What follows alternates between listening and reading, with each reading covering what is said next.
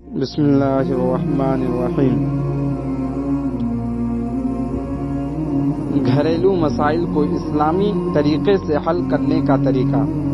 اسلام خاندانی زندگی کو سکون، محبت اور رحمت کی بنیاد پر قائم کرنے کی تعلیم دیتا ہے۔ گھریلو مسائل کے حل کے لیے قرآن و سنت میں واضح رہنمائی موجود ہے۔ گھر کے افراد کے درمیان صبر اور برداشت ضروری ہے تاکہ اختلافات کو بڑھنے سے روکا جا سکے۔ قرآن کریم میں ارشاد ہے، اور صبر کرو، بے شک اللہ صبر کرنے والوں کے ساتھ ہے۔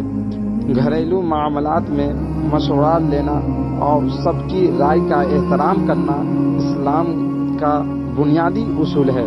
ارشاد باری تعالیٰ ہے، اور ان کے معاملات باہمی مشورے سے چلتے ہیں۔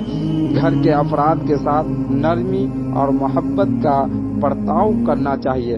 رسول اللہ صلی اللہ تعالیٰ علیہ وسلم نے فرمایا، تم میں سب سے بہتر وہ ہے جو اپنے گھر والوں کے لیے بہتر ہو۔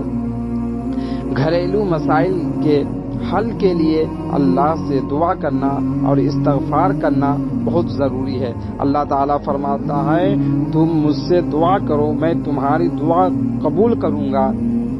اختلافات کو ختم کرنے کے لیے صلح کی کوشش کریں اور ایک دوسرے کی غلطیوں کو معاف کریں۔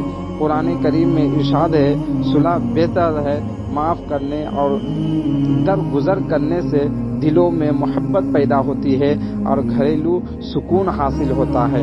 گھریلو مسائل کو اسلامی تعلیمات کے مطابق حل کرنے سے نہ صرف خاندان میں محبت اور اتحاد قائم رہتا ہے بلکہ دنیاوی اور آخرت کامیاب بھی نصیب ہوتی ہے۔